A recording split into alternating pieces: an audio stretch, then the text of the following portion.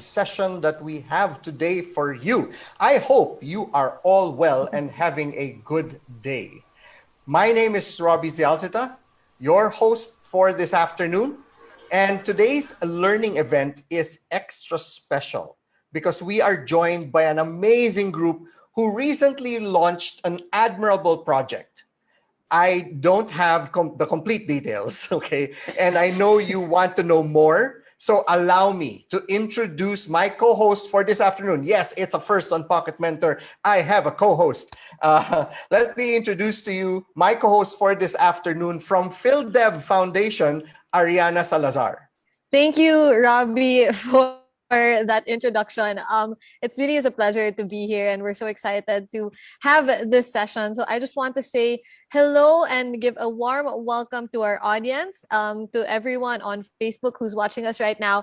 Thank you so much for joining us, and of course to the PhilDev community and to the participants from the Financial Literacy Innovation Challenge here in the Zoom room. Thank you for coming and welcome to our learning session. Thank you. We're so happy that you guys could take the time to be here and learn from the awesome mentors that we have invited today. So this is the first time that Pocket Mentor and PhilDev are doing something together, and we're so excited, especially for the benefit of our participants of the Innovation Challenge. Yes. So hello again, everyone, and welcome to this Pocket Mentor PhilDev learning session. Yes, a special treat for all of you today. So, Ariana, just a quick background. Please tell us more about PhilDev and the Innovation Challenge. Sure. Okay. So the PhilDev Foundation is short for the Philippine Development Foundation, which brings together government organizations, academia, and the private industry, focusing on harnessing science and technology for sustainable and inclusive economic growth in the Philippines. Our mission is really to eradicate poverty through education, innovation, and entrepreneurship. Those are actually the three components that we focus on at PhilDev. So we aligned with Cebuana Luwilier Foundation for this program. The Cebuana Luwilier Foundation is the corporate social responsibility arm of Cebuana Luwilier, and they have made their mark in the country through poverty alleviation, measures in education, in entrepreneurship, and of course, financial inclusion. So together, we launched the Financial Literacy Innovation Challenge. It's a 3-week program that calls for potential entrepreneurs or even existing entrepreneurs to create solutions that address the question, how might we increase the level of financial literacy in underserved and marginalized communities? So all of the participants that you see here are all vying to solve that problem. Wow. Wow. Okay, great. These are the mission really to eradicate poverty through education, innovation, and entrepreneurship are three things that I am also interested and passionate about, which is why I do what I do, on a day-to-day basis, and why I'm supporting Pocket Mentor as well in this regard. And it's really a tremendous task for our aspiring entrepreneurs here. So financial literacy, nabubulol ako, di ba? So financial literacy does play a key role in empowering our fellow Filipinos because that's something that not everybody gets to know about. Sometimes we learn it through experience or, things like that. And, helping them create a better life for themselves by knowing how to handle their finances or their money. Exactly. And now I can see that Pocket Mentor really aligns, with PhilDev because as a learning platform, we too believe in the power of education, as I mentioned a while ago. So it is also our goal to enable and lead Filipinos to live their lives with purpose. Yes. Yes. Exactly. I definitely do agree with that. I think it's a perfect partnership, and for this program, I think it's a great jumping off point to the connection between Pocket Mentor and PhilDev. So how about we get going with the learning session? I agree. Okay, let's get this afternoon on a roll. So to help our participants with their task of creating a business solution to increase financial literacy, we go back to the basics, the brass tacks, and delve into the art and science of crafting a business model. So today, we have invited two mentors who can teach you a thing or two about business models. So guys, please listen carefully. These are, top notch right now. And our speakers are top notch. And Let me introduce to everyone our first speaker for today. He is a serial entrepreneur. Okay, serial entrepreneur. He is a brand builder, a visionary behind the Henry Hotels. And this boutique hotel chain has won numerous awards and accolades, consistently receiving TripAdvisor's Traveler's Choice and Certificate of Excellence awards. So before venturing into hospitality, he co-founded Yellow Cab. Everybody knows Yellow Cab, right? In 2001, and was the owner until 2011. So Yellow Cab then was the fastest growing pizza chain in the country. As a matter of fact, I started, buying Yellow Cab because I thought their motorcycles were cool. The delivery motorcycles were cool. I started buying from there, and I love Yellow Cab. Or my family does as well. So he believes, our mentor today, he believes in being a servant leader and advocates for entrepreneurship. So, ladies and gentlemen, please welcome our first speaker for today, our first mentor for today, Mr. Hanky Lee. Robbie, thank you. Yes, sir. Thank you for the introduction. Um, I'd like to start off by actually saluting all the participants of this financial challenge of PhilDev, right? I'd like to say that I'd like to salute each and every one of you for joining. You all, from because you joined, I know that you all have a heart for nation building, right? It's eradicating poverty in the Philippines, and all of you are here to make a difference, right? So I again salute. Because when I was reading through the material, I did not realize that only 25% of Filipinos are financially literate, right? So imagine if one of you here, one of your teams here, one of the teams that are part of this, can come up with a solution that reaches and that gives financial inclusion to every Filipino, that reaches out to every barangay, diba? Oh my gosh, this is so exciting for the Philippines, no? And that's why I'm here as a pocket mentor, because just like what Robbie said, I'm aligned. I serve pocket mentor because the idea is really for everybody to become better versions of themselves, diba? And that's why I serve pocket mentor, and that's why I'm here. I'm here because I'm also honored that that I'm here with Rolan and another pocket mentor, and we are here to share experiences, thoughts and insights. I think si Rolan must structured, so he will share processes that can help you, right, in succeeding, in this challenge. And for me, I'll get it on na, no? So basically, what I wanted to do was share basically four things now, and all these four things are basically mindset, no, in terms of crafting your business model. Diba? And the first one here is really, if you could go, it's very simple. I want to ask you this: are you setting up an NGO, or are you setting up a business? That actually, it was in 2017 when I faced these questions about the Henry. I've been doing it for 5 years. I had two properties, and still, my gosh, I was not profitable, right? And a good friend of mine, he owns Act Media. His name is Jason Ko. He asked me this question: ano bang pinapatakbo mo? What are you running? Is this a foundation, a charity, or a business, right? Because if you're running a business, you're supposed to earn profit, right? And what is the purpose of profit? The profit is so you could expand, so you can amplify your impact, right? So I was taken aback by there, because I was really thinking of it as a charity. Because why? I came off from selling the brand Yellow Cab to a listed company, right? And my mindset then was, oh, I didn't need to earn. This was just a plaything, passion, right? Okay lang ang break even, basta wag malugi, di ba? Hindi nga siya break even, hindi pa nga kumikita.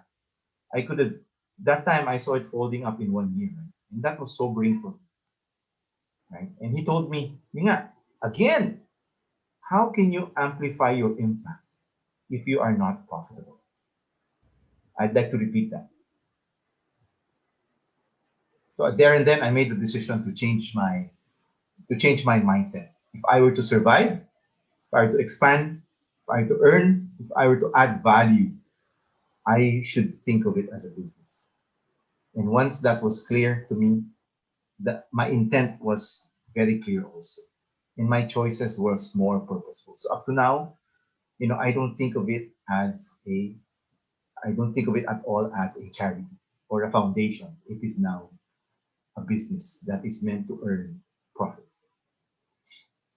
Second, I'd like to share with you is stand on the shoulders of giants. They're giants in every industry. Are you supposed to be afraid of them? Diba? Don't be afraid of them. Don't avoid them. Find a way to work with them, to make them your ally. I don't know why, but the businesses that I opened or that I found or co-found is really been always a startup, diba? And I don't know why. Maybe I love to play underdog, no? And and when we decided to pursue Yellow Cab, grabe, I mean, our friends laughed at us.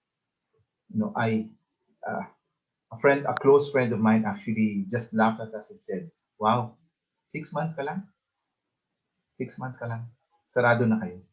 No? And because why? Because at that time also there were giants in the space. Giants like Pizza Hut, Shakey's, Domino's, also local giants like Greenwich, diba?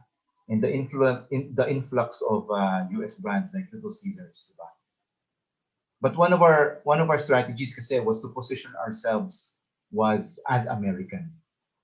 Position cement the perception of people that Yellow Cab Pizza was an American brand. And what happened, next was I looked for an ally, another brand that was an ally that I could stand on the shoulders on. And actually that brand was actually this coffee chain that has a mermaid logo. I think you know it. Initials niya is S, diba? So at that time, the matriarch's name is Mrs. Lopez. At that time, they were expanding also. So kapal mukha, baka sakali, maybe, Mrs. Lopez, I called her, right? Maybe we can open beside you. After a while, we were sharing locations, diba?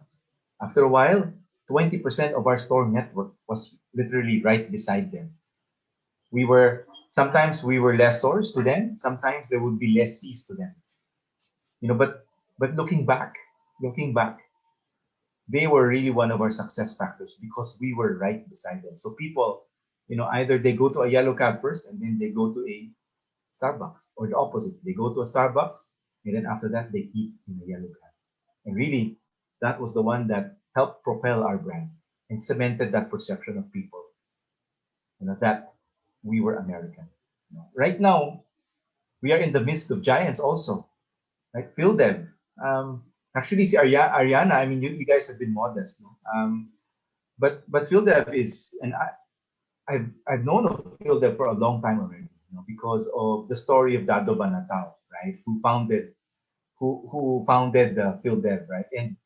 And really, he's a Filipino that's a Philam based in the States, right? And and yung and his chips, his inventions are found in every computer that they use.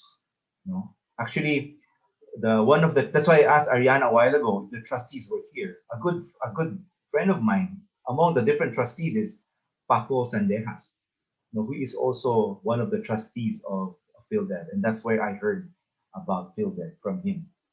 And imagine mo, Cebuana Lulier, right? Who has actually transformed themselves into a giant, non-bank financial institution, right? So these are actually two giants that are here, that are helping you, bankrolling you, guiding you, giving resources like us to you, right? So I just hope that you're able to surf their wave, these giants. third is the third is actually it's a apology. No, it's a be humble as Jesus. Diba? Why did I use this example? Diba? Jesus is actually the most powerful human being who ever lived on this earth, because not only was he man, but he was also God. Diba? He was omnipotent, omnipresent, omniscient. Diba? And but what did he do? He humbled himself, diba? And decided to be meek. Diba? Imagine a God who decides to be meek. Diba? And meek, the way I describe meek kasi is different from weak.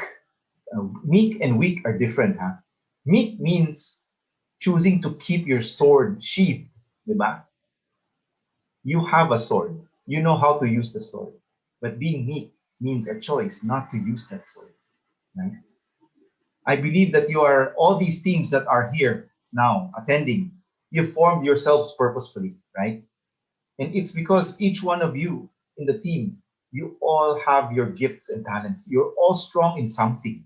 Diba? That's why you're a team. You're a team of 4 and 5, diba? And I'm sure you're very, very proud of it, right? But what I've learned is, if your mindset is to be humble in spite of your achievements, it made me, judge less, listen more, speak less, ask more, fear less, empathize more, right? And it's really,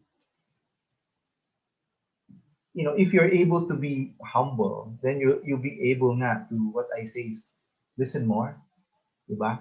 Because if you're able, again, I'm telling you, if you are able to find the solution to this, to eradicating poverty via financial inclusion, this is one of the greatest gifts that you can give to our country.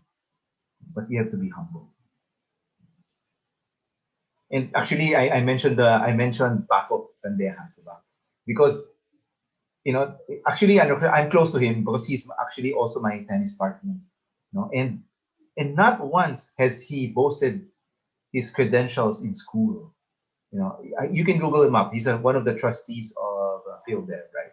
But he's a doctor. He has a doctorate. Actually, he has a PhD in Stanford. Imagine PhD in Stanford.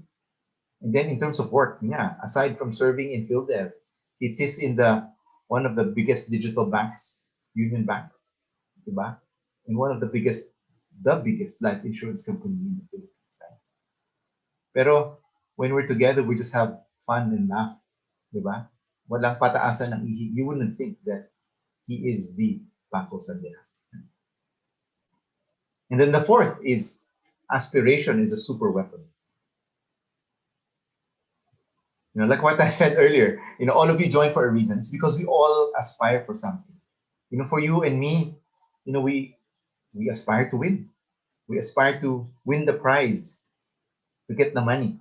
Diba? To alleviate. Some of you are here because you want to alleviate poverty, to contribute to nation building, to fulfill a requirement, maybe check, tick box, diba? Some of you, you're here to get ahead. Put something in your resume, diba? If I can share mine, right, my aspiration or my dream or even my quest, it's really, with the Henry Hotels now, it's to make a difference in Philippine hospitality and to redefine and to elevate it. I just feel that the products, the hotels that we have in the Philippines are all they need improvement. They need it. The Philippines needs a brand like ours, like the Henry, right? So that's why I say, aspiration is a superpower. Is that once you get this clarity of vision, diba, and you truly believe in what you're doing, you will find whatever means necessary, whatever to achieve that aspiration.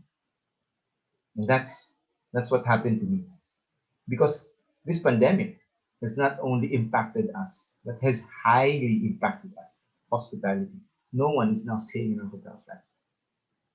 But because of this aspiration, because of this dream, because of this quest of mine, diba?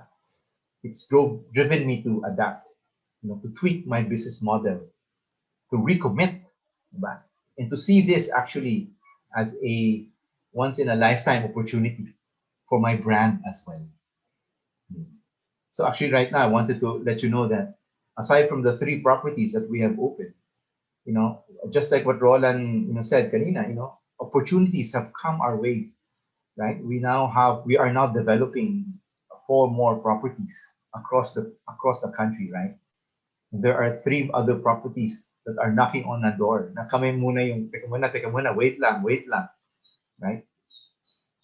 So I hope that that's it. I hope that there's takeaway from you these 4 points that I shared.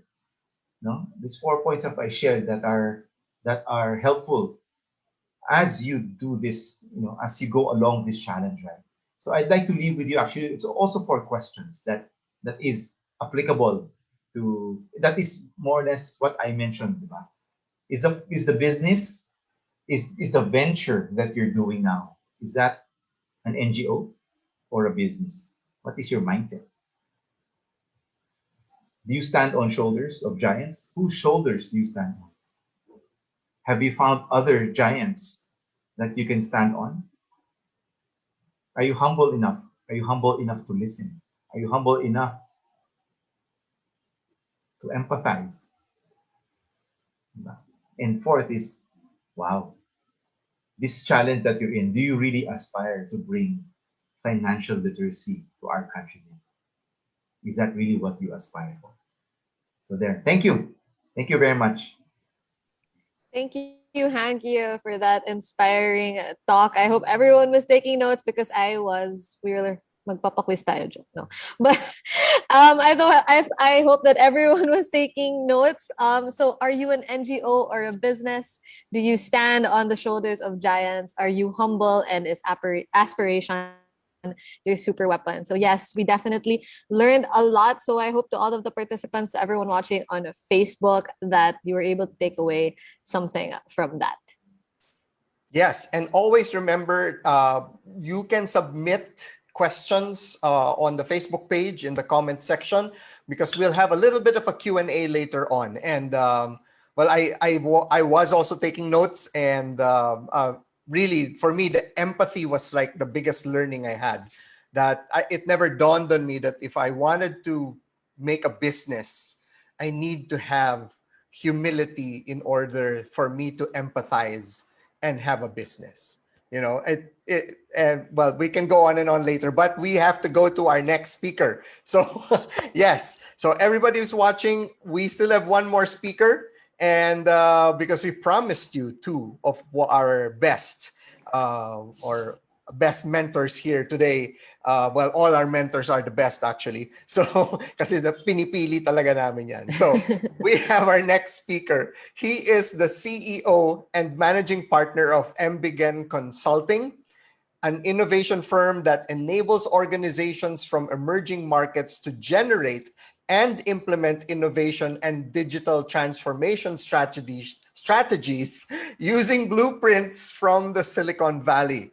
So he is also the Director of Innovation and Entrepreneurship at the Far Eastern University Institute of Technology, and also the CEO and co-founder of Neighborly, a pioneering hyper-local community commerce platform built to make community buying and selling organized, streamlined, and efficient. So guys, with everything you've heard, you must think that our next speaker looks like me, right? An old guy, right? But no, no. So everybody, please welcome Mr. Rolan Garcia. Grabe naman yun, Tito Robbie. No? So thank you very much for that very generous introduction. And I was also very inspired with Sir Hanky, one of the giants, in the industry. He just doesn't say it, but he's one of those giants, right? That he was trying to say earlier. And entrepreneurs, young entrepreneurs like myself, are following on his footsteps, and of course, aspiring entrepreneurs as yourself And so some of you might already have your own businesses already. There's a lot of words of wisdom from Sir Hanky. Humility is number one. What kind of organization you want to establish, and who are you trying to emulate, right? And of course, that bit about God, which is the most important thing. My job for you this afternoon is essentially to give a brief overview of business model design. And this is essentially, paano ba? Sabi ni Sir Hanky, I think I've been in the innovation space, right? Trying to really figure out where does innovation happen, how does it happen, and whether it be a startup or whether it be a large organization, which the thing we're doing with MBiggen, which is helping big organizations, incumbents or established or organizations, right, innovate, because they cannot innovate as fast as startups like ourselves, right?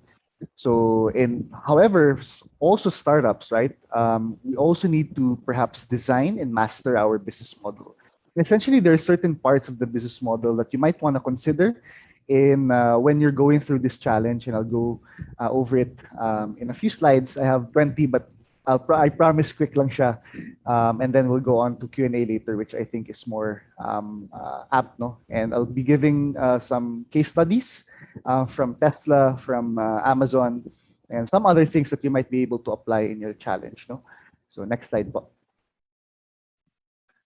Okay, so these are just some of the things that I've been doing in the past 7 years in the innovation and entrepreneurship space. So this is where I think from experience, from either advising corporations, mentoring some startups, from idea stage to Series A to growth stage, and even some academic institutions who want to teach innovation. Right, that's what I've been doing for the past 7 years, I think. Next slide. So let's get right to it. No, what is a business model, right? A business model, essentially, we've been hearing this left and right. What is your business model? Some, in the pitches, your professors will ask you, what is a business model? But essentially, a business model is really just describing how your organization, how your idea will create, deliver, and capture value, right? I cannot stress enough the third one, no? Capturing value, right? This is, I think, is on top of what Sir Hanky was saying earlier, no? How do you create profit to make your startup sustainable? Whether it be an NGO, whether it be a foundation, whether it be a social enterprise, whether it be a for-profit organization, right? It needs to be able to sustain itself, right? You can't always just, perhaps raise money, but at the end of the day, that is a business model in itself, no? Capturing that value, no? What key partners and key resources do you need? Next slide. So how is it related to innovation, essentially? Which is the next question, no?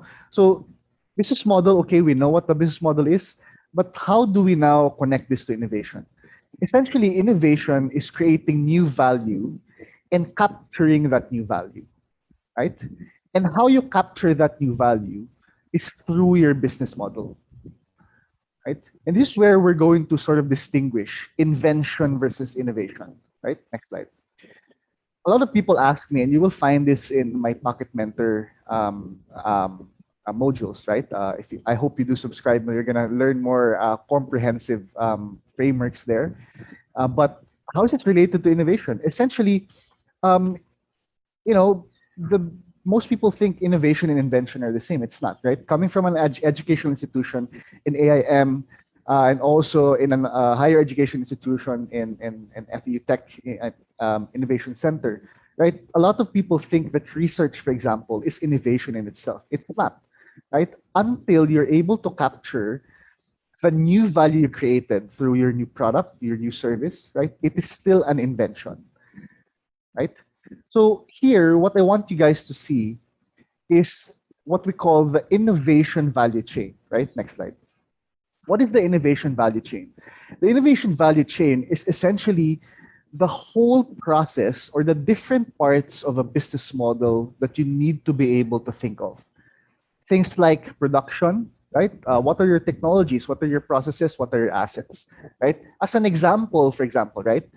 Union Bank, let's say, right? They created a digital bank, right? Or you might create your own digital bank, or what we call a neobank, which are challenger banks. N26, the biggest challenger bank in the world, originated in Europe. But essentially, that's just a technology. The question now is, how does that technology translate to an offering, whether it is a product or a service, a system or a brand, right? Next thing you need to also consider, apart from offering, is the delivery. How do you now deliver that value? Is it all digital? Is it omni-channel, for example? And lastly, who are the customers you're going to serve? What are their needs and what kind of experience, right, do you want them to have, right? And if you are able to create, right, an innovation in this business model, right, value chain, four things can happen. The first one is you're going to have new top line growth, which means new revenue, right? It means essentially, new profits for your company. But secondly, new cost reductions. This is what Amazon did, right? We have three types of innovation, essentially: efficiency innovation, sustaining innovation, and transformative innovation. Let's go to the first one. Efficiency innovation is essentially improving your products and improving your systems to make it more efficient, right? So what did Amazon do? What they did was they created these robots in their fulfillment centers and warehouses to make their fulfillment in their e-commerce processes more efficient and therefore faster, and therefore it creates new customer experiences, right? So those things, what Amazon did, essentially did not really create new profit for them, but it reduced their costs, right? That is innovation in itself. Just because it's tech doesn't mean it's innovation, which is the second myth that people always ask me. Next slide, please. Yeah, sorry, myth number 2. I'll skip na. We'll go to myth number 2. Yeah, a lot of companies ask, Roland, if I go to blockchain if I go to cryptocurrency, for example, if you're a bank, if I do digital transformation, is that essentially innovation? It's not, right? It's not the same, right? Because you can innovate without going digital, right? Digitization, or using financial technologies, for example, or using tech, right, is an enabler of your business model, is an enabler of your product, right? But it is not the same, right? So this is an example, next slide, of McDonald's. How did they innovate, right? Essentially, so this was, I think, let's, in retrospect, no, this is how they innovated, no, the innovation value chain, right? So they created all these value meals, which are a new way to produce, new offering, which is breakfast, a new way to deliver, which is drive-through, right? New customer experiences. So, di ba nagkaroon sila ng playground inside the McDonald's shop, right? And they have new pricing strategies, they have new business models, and have new partners, right? Even partnerships can be innovated. So in this innovation value chain, this is how McDonald's essentially created innovation. It is not digital, right? Another example of an innovation that's not digital is, I'm not sure if you guys know this, but this is a brand called Brita. Brita is a water filtration system, right? Essentially, it's not digitization, right? But they were able to capture value that you don't need to buy all of these expensive water filtration systems, right? And it's a new experience for the customer, right? So innovation and digitization are not the same, right? So for example, in this particular challenge in financial technology, just because you're going to create an app doesn't mean you're innovating, right? Because you can innovate, for example, in financial literacy, right? Let's say most of the unbanked in the Philippines are in the rural areas. Most don't have Wi-Fi, most don't have internet. Right? So if you're going to use an app, it might not reach your target customers.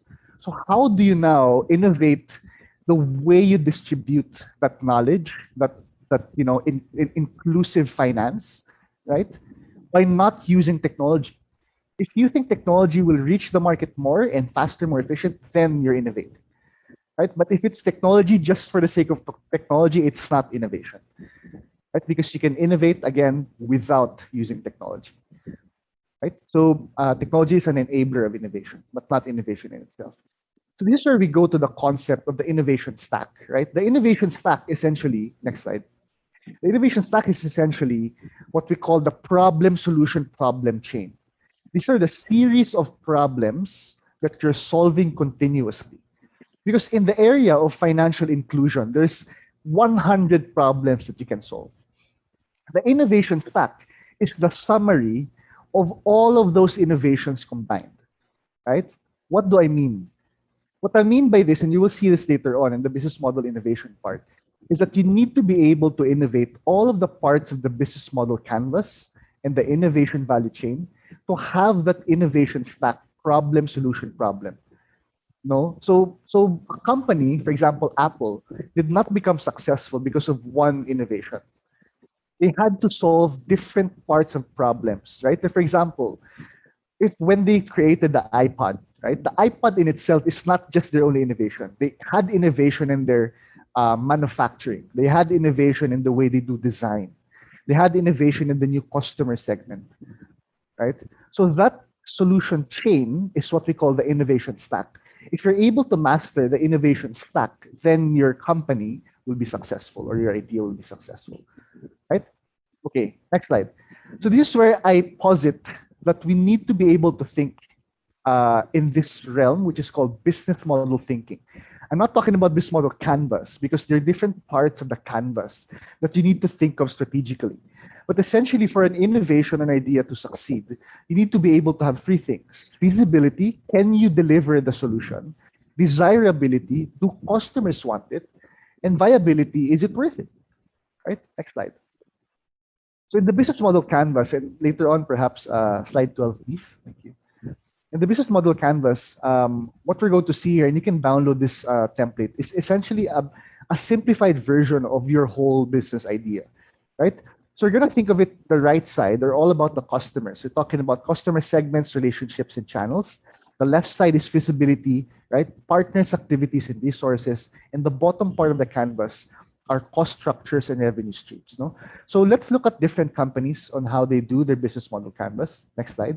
Let's look at Amazon. Sorry, medyo maliit yung slides, but essentially Amazon, as you know, it's an e-commerce company, right? So their value proposition in the middle are what they did, kasi one of their innovation is to be able to create privately labeled products to being sold in their e-commerce platform. So they're not just an aggregator anymore. So what they did was, the value proposition was, they wanted to create Amazon privately labeled labels. How did they interact with their customers, right? Third-party vendors. How did they deliver that value? The platform in itself, the technology. So this just says that the technology or the platform is just one part of the business model, right? What are their key activities, right? They had to get data from their customers. They had to they had to analyze that data, and they had to create a private label brand, right? And of course, they had to sell that. They had to find a way to sell that, right? Next slide. Let's talk about Spotify. So this is a type of business model called the freemium business model. And in here, I wrote the business model canvas already, right? So what is Spotify? The value proposition are two: free music and paid music, right? And each of those have steps, no? So customer relationships are different from the free and the premium. For the customer segments, obviously the music lovers. How do they make money, right? The premium subscription, which pushes you to pay from the freemium service. So you start out as free, but if you want the premium, no ads, then you go to the higher paid subscription. And the freemium model is now very popular in the world, no? So this is just an example of a business model canvas, including the revenue streams, etc. Next slide. And of course, Tesla. No? So their value proposition: high performance electric cars and free charging stations, right? Their customer segments are only for wealthy consumers. What were their revenue streams? Free charging, and of course car sales. How did they do that? Direct sales, right? And of course their network. No? So these are just essentially parts of the business model canvas with specific examples that you might know. No? And last two slides, no? What do we now mean by business model innovation? This model innovation is essentially dividing the canvas into three parts, right? And understanding front state disruption, which is how do you create new experiences for your customers? Back end disruption, which is who do you partner with? What are your key activities that you innovate to make how value is created for your company, and profit formula disruption, which is how you make money, how you reduce costs and increase your margins. No? So again, business model thinking, you can't just think of an innovation as one. Next slide. So you need to be able to create a business idea for the whole value chain, and the financial inclusion problem is surrounded by problems in each part of the value chain, right? From the production to the offering to the delivery to the market. And hopefully, you're going to create new strategic premiums for your customers, new real options, new growth, and hopefully, we are able to include 100% of the Filipinos who are unbanked, right, in the Philippines to be banked. And last slide, Captain America says good luck to you guys. So thank you very much. Okay, wow. That was super, super duper insightful, Roland. Thank you so much for your inputs. Thank you so much for the detail, in all of that. And I'm sure many of us, especially for those of you who are in the Innovation Challenge, you have questions. And if you have questions, please post them on the comment section in our Facebook page, and we will get to those questions right away. So thank you for sharing your tips and the case studies. They were so relatable. I was listening to all of them, and they're so relatable. And I said, oh, no, I mean, you don't notice what you don't look at intently, right? And it's something that I thank you so much for that. So I know some of you would like to know more about business models and might have questions. So we now open the floor to all these questions. So you can send those, as I mentioned, through the comment section on our Facebook page. For those of you who are joining us in our audience section here in Zoom, you can, of course, feel free to send it in our chat box. And if you're feeling a bit shy and want to send your question anonymously, all you have to do is scan the QR code. I think it's being shown right now. Is there a QR code? No, maybe not. Okay, so it will maybe later they'll show the QR code, and you can just scan that, go to our site, and we will look at your questions there. So let's go now and see if we have a question. So yes, we do have questions here. So I think this goes to everyone. To both Hanky and Rolan. So can you give us your own opinion on what business will look like in the near future?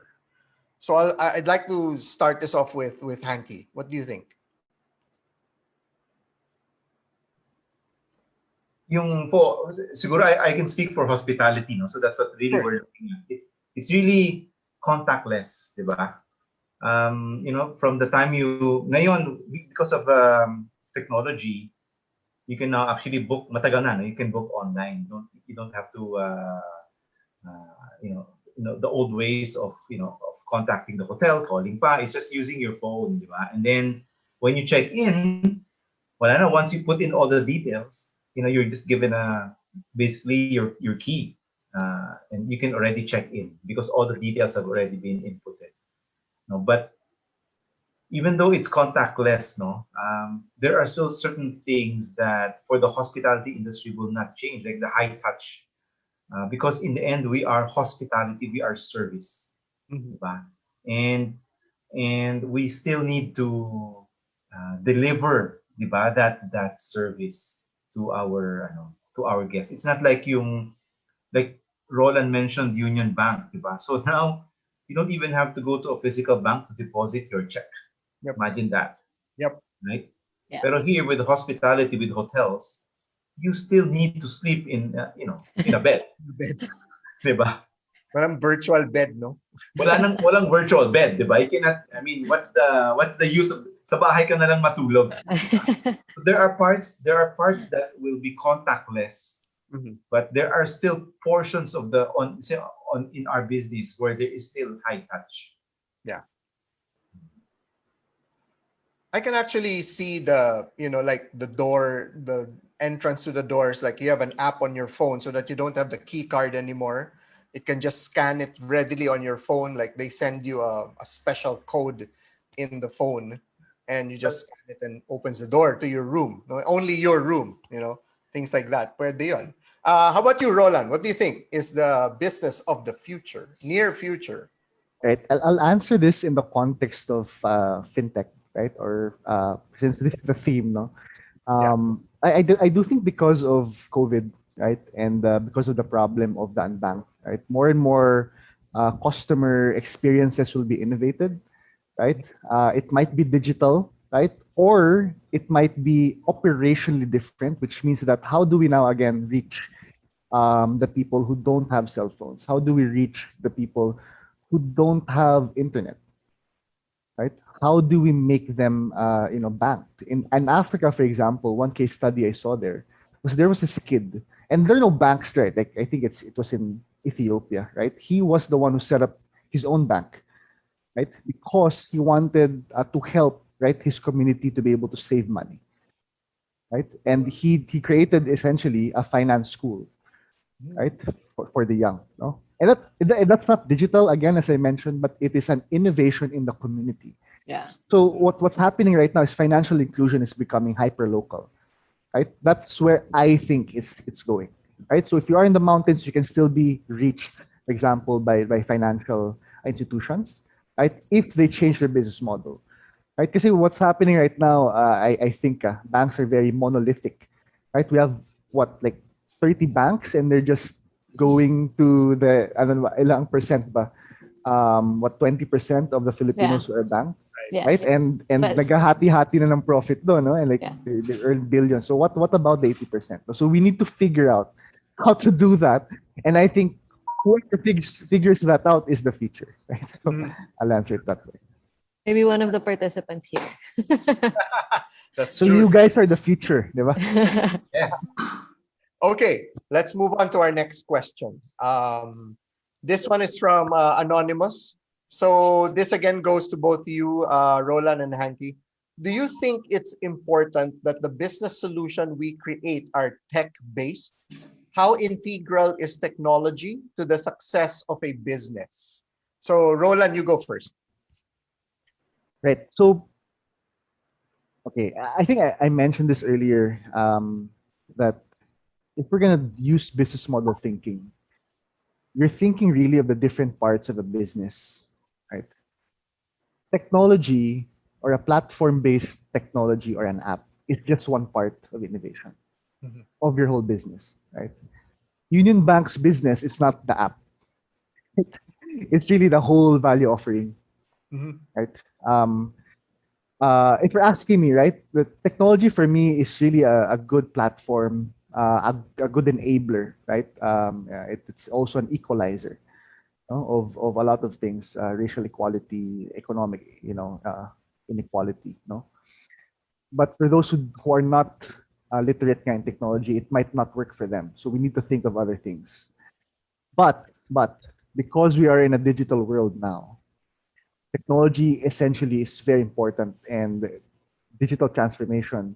If you don't digitally transform, whether it's a new product, as a new digital offering, or operational mastery. So there are two pillars of digital transformation: your operations and your offering, right? For bigger companies, for incumbents, right? If they're not able to catch that digital transformation for their company, essentially, they're going to be disrupted by a startup, right? So yun yung sinasabi ko parate sa mga clients namin, no? If you don't disrupt yourselves, Yeah. startup will, no? So if a bank, an ex-bank, a large bank, they don't disrupt yourselves, right? Some of these people here in this innovation challenge will disrupt you. No? So you better innovate, no? So yeah. How about you, Hanky? What do you think? There are several things that I latch on to what Roland has said, no, about technology. That technology is an enabler, diba? And technology levels the playing field. So I share in the context of the hospitality space, diba, ngayon. So yung distribution in terms of selling rooms, no. So I'm sure when we book, what do you use, diba? You either use maybe Agoda, or maybe Expedia, or maybe let's say booking.com, diba? So for these companies have actually enabled startups like us Mhm. to automatically from day one, like what Roland said, if you're a big lumbering bank, diba? If there are startups like us who can leverage on those things, on those platforms, diba? Kaagad, imagine mo from day one, I am just based in the Philippines, right? But from day one, when I list myself actually on, let's say, a booking.com, Mhm. from day one, I am available for purchase to 6 billion people on day one. Right. I don't know if, age will siguro mahalata ang age natin, but there was a time where when you book hotels, you'd have to leaf through a thick book. Yep. Phone book. Hahanapin mo pa yung hotel, a location, and then yung hotel, di ba? Now, it's, at the tip of your fingertips, Mhm. di ba? Yeah. So, how integral it is to our business, to hospitality, I would not have survived. I would not have expanded my market if not for technology. Yeah.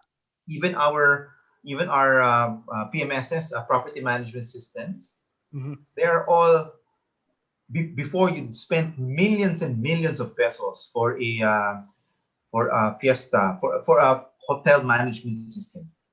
Now it's like what, $5 a room, and it's Wow. cloud based. Wow. So your data, your data is there secure, diba? And then you only pay. It's SaaS. It's a subscription. Right. Imagine $5. You don't have to pay millions. Unlike yung mga legacy hotels, wow, they've invested so much there. Wow. Okay. Good. Powerful insights there. And really the buzzword nowadays is really disruption, right? Yes. What this has given us, or what this is teaching us, is really our lives have been disrupted, and we really need to find ways to look at this as an opportunity. I mean, now more than ever, the Philippines can actually have access to the outside world. We can go global, with technology, and it's something that, well, thank you for your insights, and something we should be thinking about more often. I'm gonna take this question from one of our viewers in Zoom, and this is from Ronald Alain Tavita. So, is there an emphasis on inclusivity or accessibility with innovation, and what would its extent be? I think, Roland, this is for you. I'm not sure I understand the question, but perhaps I can answer it the way I do. So in inclusivity, essentially, my definition of that is trying to reduce the inequalities in a particular market, right? And essentially, innovation, as Hanky already said, right? It essentially is a great equalizer, especially for startups, right? If you use, for example, a platform that already has access to like 6 billion people, it gives an equal opportunity as that of an incumbent, an established organization, and a startup, right?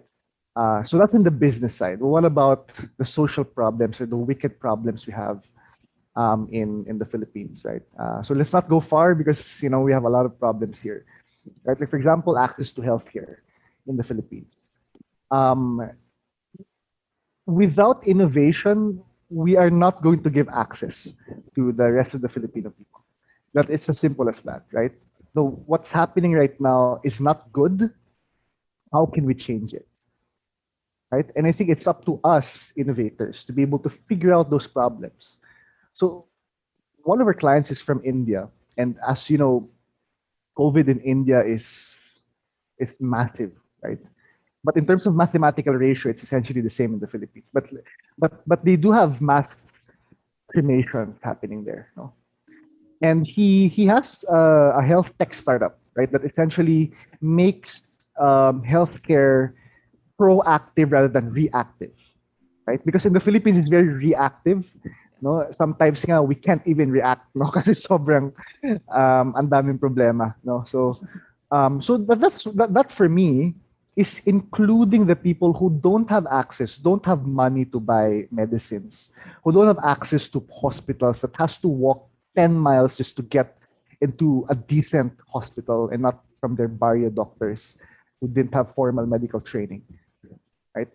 So including people who don't have access to basic human rights essentially has no limits in terms of where we should innovate, because we can always make things better. Innovation to me is a healthy disregard of tradition, making things better and pushing human race forward, right? And creating new value. And again, through your business model, capturing that new value. So thank you. Hope I answered that. I like that healthy disregard of Tradition. tradition. Okay, yun na. A healthy Tawag ko dyan, Robbie, leap of faith. leap of faith. Tama. I mean, yes. I mean, it's really, some people call it out of the box thinking. I say no box thinking. Diba? Parang there's no box. It's just an empty space, right? Yeah. Okay. So let's move on to our next question. Thank you so much, Roland, for that. Hanky, this is for you. So tourism is difficult now because of the pandemic. What advice can you give us who are trying to survive in this industry? I think you mentioned it, survive. Diba? Yeah. So how are you able to survive? Diba? So sa akin, there are two parts to our business kasi ngayon, our current ones, and then diba, we're expanding. So these are that's a different mindset here, right? But if you have hotels that are that are already here, I mean that we're operating, I think really the ano here is survive, diba? How can you survive? There is still sales, but you have to find them, diba? Ano saan ba sila galing? These OFWs that are coming home, from, let's say, from OWA, diba? Or there are agencies, manning agencies who need hotels for their staff, diba? And you have to find, again, innovate, actually creative ways. Yung traditional clients kasi have all but disappeared. There's no such thing now as business hotel or a leisure hotel. Wala na. Because the market has both imploded. Wow. So look for business that's on the top line. Meron pa siya. It's yun lang mahirap. And then of course on the OPEX side, wow, as much as you can, cut off all the fat. We've realized that itong in this pandemic that, oh my gosh, there's so much fat pala in our OPEX. There's so much waste. There's so much we could operate with so much less pala. Alam mo yun? That's what we realized. So what advice can I give you? Kapit lang tayo. Kapit lang tayo.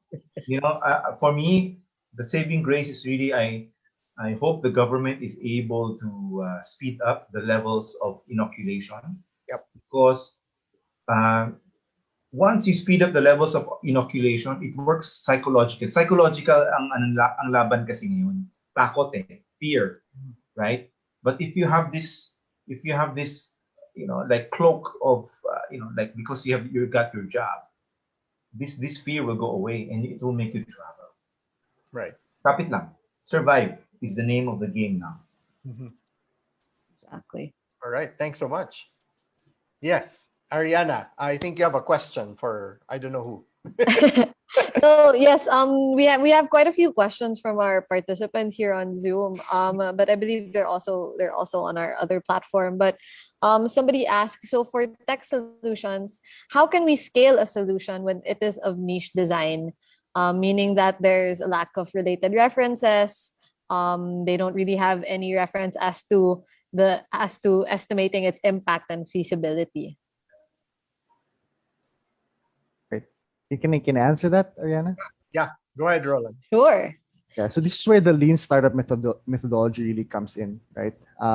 As you guys know, right, one of the pioneers of Silicon Valley, Steve Blank, ito yung tinatawag niyang customer discovery or the process of customer discovery, right? The first question essentially is, will people like this? It's number one. Number two, what problem am I solving, right? When Uber started, for example, or even Airbnb, Netflix, no, they didn't have any historical data, right? Of this is why it's called innovation, no? So, and this is why you call it a startup, right? And Yeah. so, as an innovation-driven enterprise, is in a completely different category. And I'm assuming, Sebastian, that you're creating a category creating product. So dito ka papasok, lean startup methodology, build, measure, learn, right? So you build it, a minimum viable product, you launch it right away. You don't need to have a perfect product, just enough for customer interaction, for you to learn from your customers. So you're essentially already co-creating with your customers. Right? Kasi wala kang data hindi ka makakakuha sa Google. Right? Did you think, for example, Sergey Brin of Googled how to create a Google? Diba? Hindi naman diba? They didn't have access to that. There was no Google yet at that time. Right? So they really had to create a different category, a search engine. Right? And this is where innovators really come in, or startup founders. Right? It's really, it's either you are given a map or you create a map, right? You find your own way, no? So in the startup sense, it's the build, measure, learn framework. You might want to read The Lean Startup by Eric Rice. And of course, the mentor of Eric Rice is Steve Blank, who's a Stanford professor and a Silicon Valley investor, who pioneered the idea of customer development, creating customers for products that didn't exist, right, in the history of time. So it just launch it, MVP, build, measure, learn, and you hopefully you are able to create your innovation stack, the one I mentioned earlier. Yeah. And hopefully you get enough traction to sustain your operations. Yes. Nice. Sorry, go ahead, Hanky. Yeah, I just wanted to share lang, para this is not tech. I mean, it's yung niche kasi I latched onto niche, because technically what we do, boutique hotels and resorts are actually a niche. In the Philippines, diba, there's the luxury hotels, and then there's just all the other hotels, diba? So Right. On our end, what we're trying to do is we're trying to own that niche of boutique hotels, diba? So it's yung lack of related references dito kasi is, if you were to look at comparables, maybe here in the Philippines, wala. Sino ba yung pwedeng natin i-compare? I mean, to us, diba? But again, sa akin, that's where Be Humble comes in, because I know that I did not create this idea. Ian Schrager created this idea of boutique hotels, diba? And then there are lots of boutique hotels in the Philippines, around the world. And it's actually and then sa akin is to look outside of the Philippines, diba? And compare myself to them. So, yun yung sagot ko dyan. Innovators blaze a trail. That's what I got from that. But relating to that, somebody asked on specifically that on customer discovery, specifically towards financial inclusion. What if people don't acknowledge they have a problem in financial literacy? How can we help them become financially included? Maipipilit po ba to? Sir Hanky, you wanna take that? Actually, I answered that in the context of, remember, yung aspiration is a source. Yeah. Yung ano ko dito actually, when I was doing this, inisip ko, yung aspiration is on both sides, diba? It's on the participants. Pero iniisip ko, wala na ba talagang dreams? Wala na bang aspiration itong yung ano natin, ang ating mga kababayan? Diba? So they are resigned to poverty. Parang wow, diba? Parang for me that's a question, diba? Parang they're resigned to the fact that they'll be poor all their lives. I want to challenge that notion. Right. I'm sure they have aspirations, but just really finding out ano ba yung mga aspirations na to. Even it can be simple. Gusto ko magkaroon ng tsinelas. Gusto ko magkaroon, mag-aral ng grade school yung anak ko. Alam mo yun? Yeah. Yes. Gusto ko magkaroon ng tubig sa bahay o gusto ko magkaroon ng banyo sa bahay.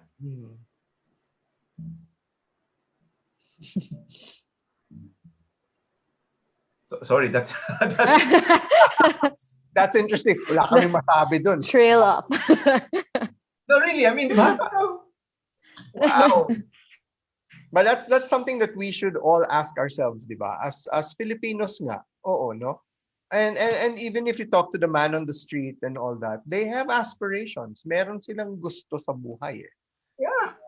And the ones who are really working hard, they have ambitions. Whether it be for their family or for themselves, meron eh. So yeah, I guess for them to be able to ask themselves nga, di ba? The first step would be, what are you aspiring for? Oh, because it can be different. Exactly. Everybody aspires for different things. Yeah. Yes. And I don't think imposible na walang aspiration ng Pilipino. Yeah. Imposible. That's fair. Yes, exactly. So sir, may nagtanong anonymously, baka Sir Hanky or even Rolan, you can jump in. So what can you say about kapit lang by borrowing money? Okay yun na. Tagalog bang sagot? Tagalog eh. Pwede naman. So, yung sabi niya, kapit lang by borrowing money. Actually, yung question mo niyan is a question on financial literacy also. Yeah. Diba? Sa akin kasi, if you borrow money and then what you buy is a luxury, like a cell phone, Yeah. hindi kapit lang yun. Diba? So, if I were to borrow money, it would be may balik siya. May balik yung pera. So it can be like you invest in something.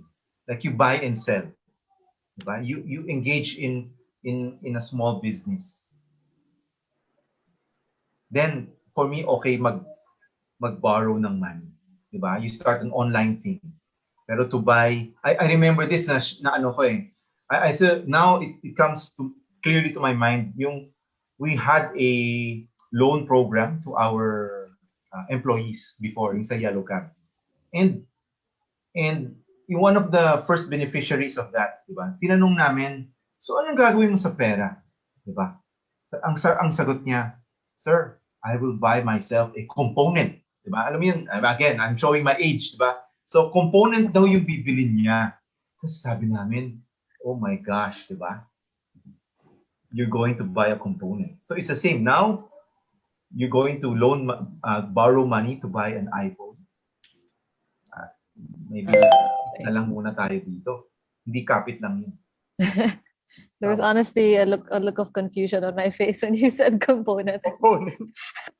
Ako naman natawa kasi alam ko kung ano yun. Okay. That's fair. Sir. Yeah. And that's a fair answer that sometimes you wonder, right? Is what we purchase a want or a need? And normally you have to weigh that. Do I really need it? Or is it just something that I want? So that's something that before we make any purchase, I mean, even if it's for the household, minsan isipin mo talaga kailangan mo ba talaga yon? Or di ba? So I guess I've heard this also elsewhere in terms of financial literacy. Na it's one of the most basic questions. Now, before you make a loan or before you make any kind of investment, are you investing in something or are you spending money because you really need that, or is it something that is just, I've been wanting to have that for a long time, so now I have the cash, gagamitin ko na dun, right? So and that's something very crucial, especially nowadays, right? Where we're all on lockdown and kapit lang talaga tayo, di ba? So thanks so much, Hanky, for that. Sige, let's move on to another question.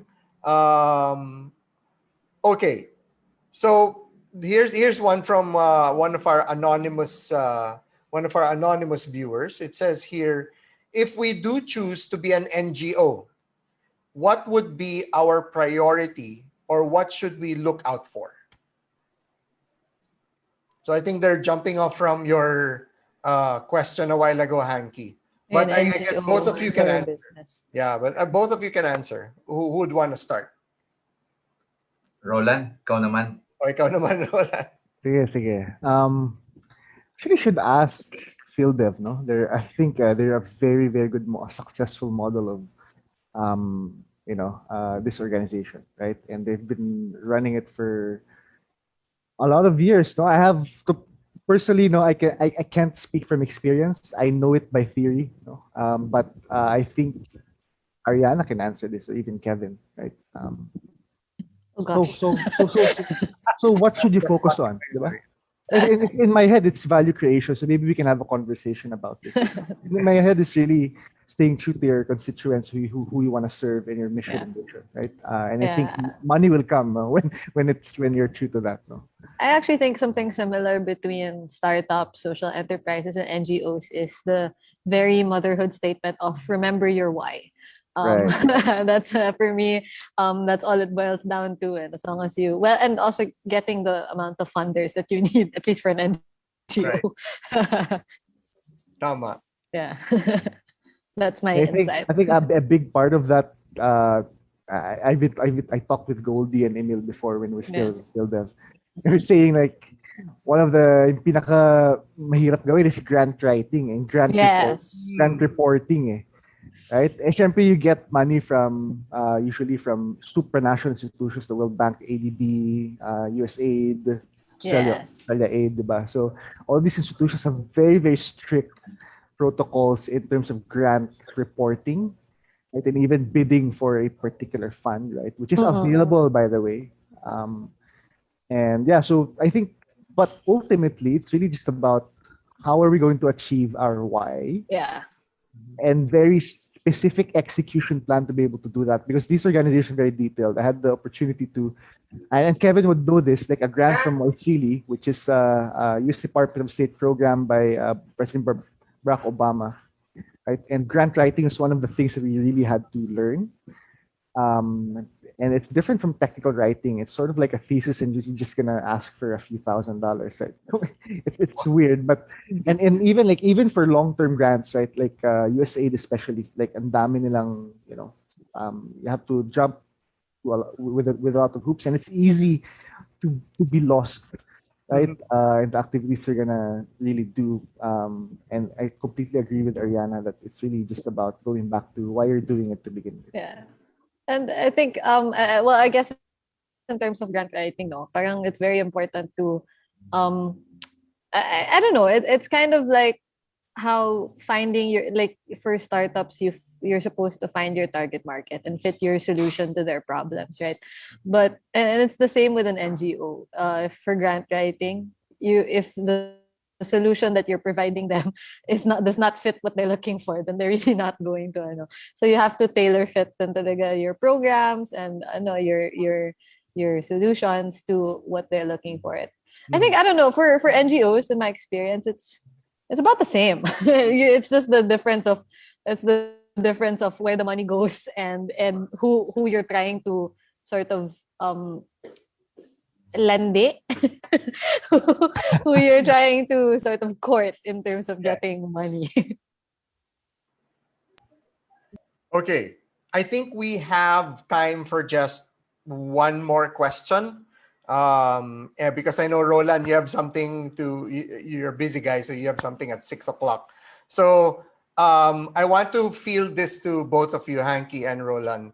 So do you have any tips on finding that unique selling point of your business model, and how do you balance that with your target audience? So Sige, Hanky, what are your thoughts on that? Minsan inisip ko parang Miss Universe yung mga tanong na to. Parang, parang, wow. Hanky, world peace. World Ano na? peace. Ano na? World World peace. peace daw. World World peace. peace, world peace. Wait. I need some time to think about it. Hindi pwede ganun, no? Pag Miss Universe, talo ka na. Oo. That's from a participant, sir. Kasi ngayon, nape-pressure na sila in creating their business model. Yeah. Oh. Essentially, I don't know, like Sir Hanky, you can correct me if I'm wrong, but a business model always includes the customer. Mhm. Right? You cannot create a business model without it. Without knowing your target market. Exactly, right? So, if you're able to create a business model without the customer, then I don't think that's a business model. So it's like saying that the USP or the unique selling point really always has to take into consideration your target audience Yeah. or your I think- target market. Yeah, it goes back to what Sir Hanky is saying earlier. It's about empathy, right? It's really the first step in design thinking, really just understanding your customers, their pain points. Yeah. And if you are solving that problem for them and you think you have the solution for that specific problem, that's already a unique selling proposition. But if in the context of competitor analysis, baka kasi yung tanong what if I also have the same solution as X, I'm X person, right? Yeah. As I've mentioned earlier, innovation is not just about the product, right? It's the whole innovation value chain. If you have a different process, a different customer segment, that's also a different. Like for example, yung kina Sir Hanky, right? Pizza Hut versus Yellow Cab, right? The Mhm. branding is American. Right. Obviously, the target market is very different. That's already innovating in your customer segment. Mhm. Right? So the unique value proposition is there because of the differences in the target segment. Mhm. Right? So it really goes hand in hand. Like if you are to create a business model, you'll essentially, I think, comes naturally, you're going to find a good value proposition, but is unique to you because of your unique business model. So it goes back to business model thinking. You think of the whole value chain, not just Not just yeah. Okay. Magaling yung interpreter ko, Robbie. Sinagot na lahat. Ang ganda kasi ng your insight on empathy for the di ba, Hanky? I mentioned that early when you did your talk. That really struck me about making a business. That I think that's where the uniqueness comes. If you know how to empathize with your target market, that you're gonna be able to find that USP and balance it with that. Diba? Actually, I guess di ba, ano yan, yung, I said nga, di ba, aspiration is a superpower.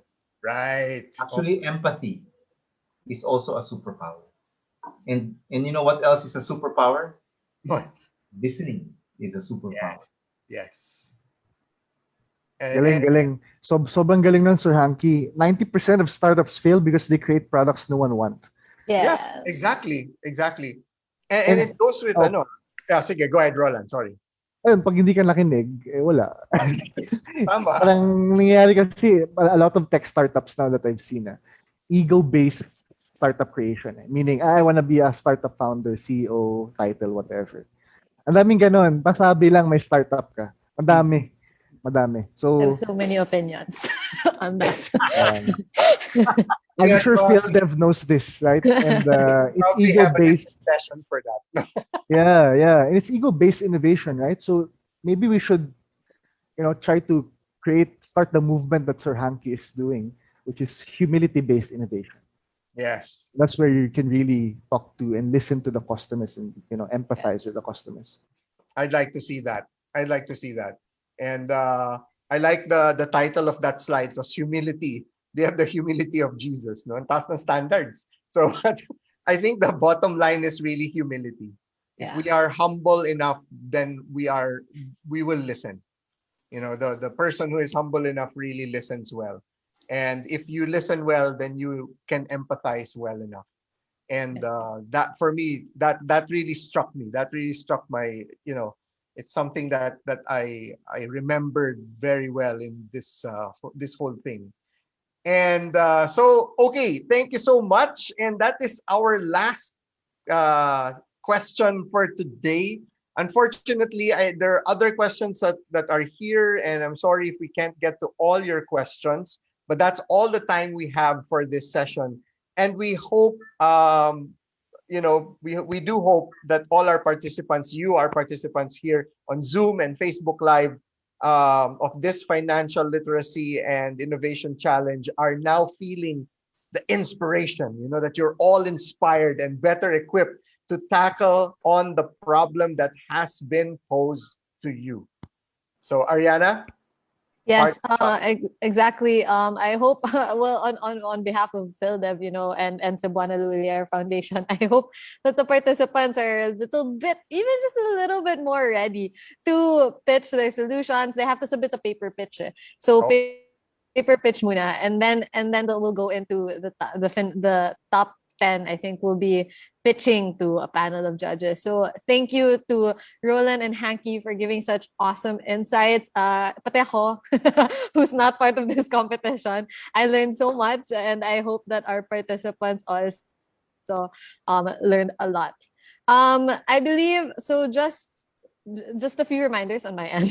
Just a few reminders that I hope. So again, for the participants, your deadline is on May 14. That's this Friday at 11:59. I'll be posting the link to the submission platform by Monday next week.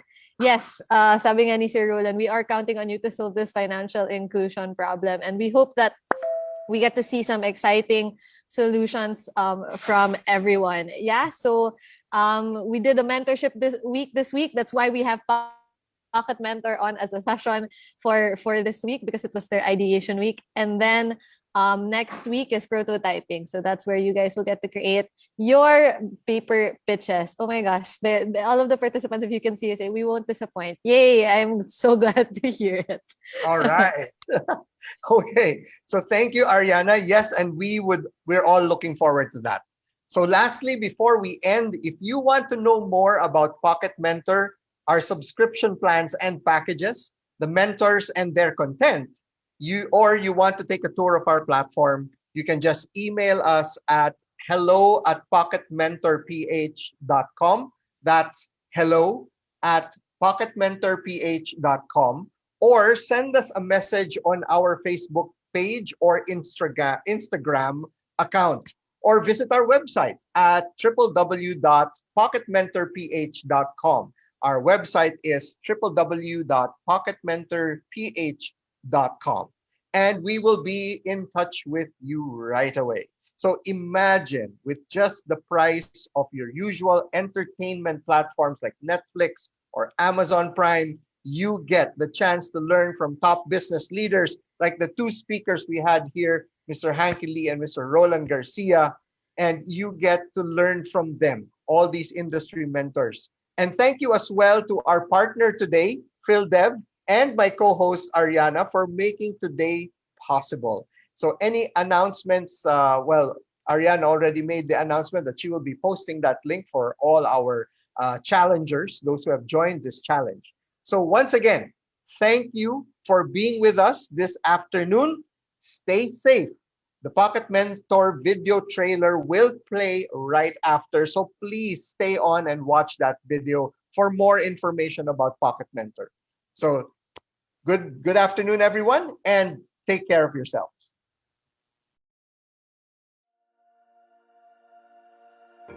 Do your employees need training? Lessons on self-improvement? Then you have got to try Pocket Mentor.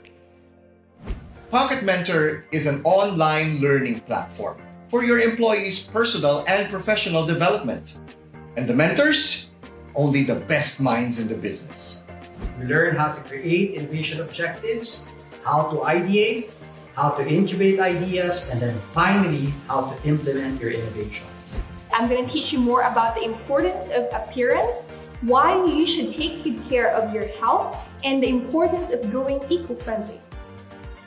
I do hope that my sports stories help you in your work, in your relationships, and in your life. Expect me to open my heart and my mind in this journey as an entrepreneur. there will be topics that talk about authenticity, vulnerability, and even love. Listen to this guy because this guy actually cares for what you feel, and this guy will help you solve your problem.